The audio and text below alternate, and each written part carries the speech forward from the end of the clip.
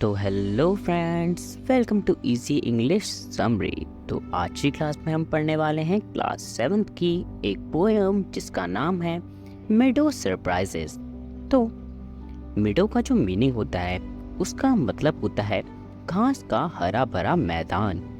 जैसे कि आप पहाड़ों के पास देखते होंगे, वहाँ पर बहुत ज़्यादा वाइड लैंड होती है जहाँ पर बहुत सारे घास उगी हुई होती है, जिसमें आपको बहुत सारे सरप्राइजेस मिल सकते हैं जो कि आपको इस पोएम में पता चलेंगे।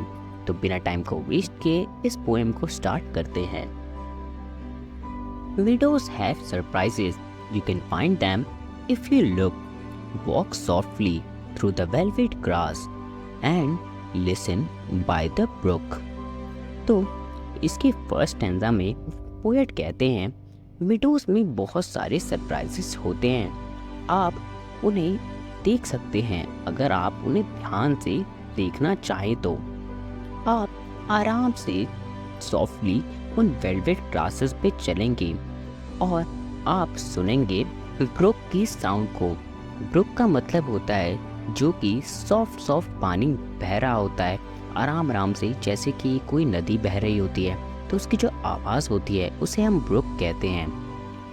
You may see a butterfly rest upon a buttercup and unfold its drinking straws and sip the nectar up. आप एक बटरफ्लाई को देख सकते हैं जो कि एक बटरकप पर रेस्ट कर रही होगी। जो बटरकप होते हैं वो एक छोटा सा येलो प्लांट होता है जिसमें से जो बटरफ्लाई होती है वो नेक्टर को सक करती है।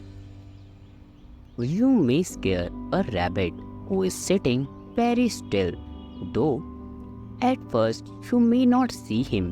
When he hops, you will.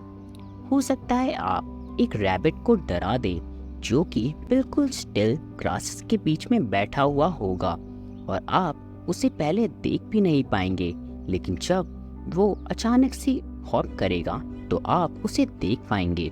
A dandelion whose fizzy head was golden days ago has turned to airy parachutes that flutter when you blow.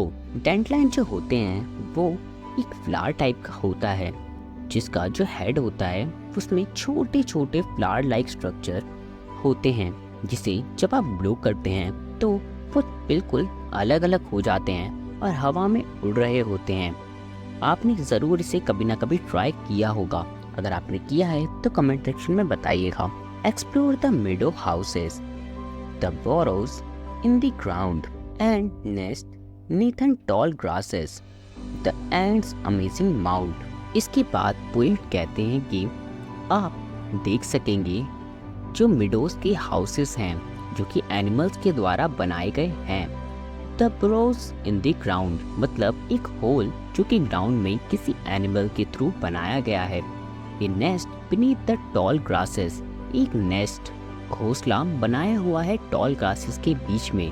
And ends amazing mount मतलब जो एंड्स होते हैं उनका जो घर होता है वो माउंटेन के जैसे उठा हुआ होता है ज़मीन से, वो भी आप मिडोज में देख सकेंगे।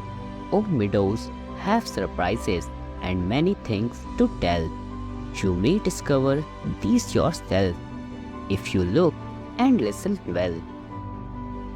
जो मिडोज हैं उसमें बहुत सारे सरप्राइजेस हैं और आप उन्हें देख पाएंगे अगर आप खुद को ओपनली छोड़ देंगे और ध्यान से देखना चाहेंगे। तो इस पोएम को लिखा है लॉइस ब्रेंट फिलिप्स ने और इस पोएम में सिर्फ इतना ही। इस तरीके की और पोएम और समरीज के लिए मेरे चैनल को सब्सक्राइब करें। Thank you.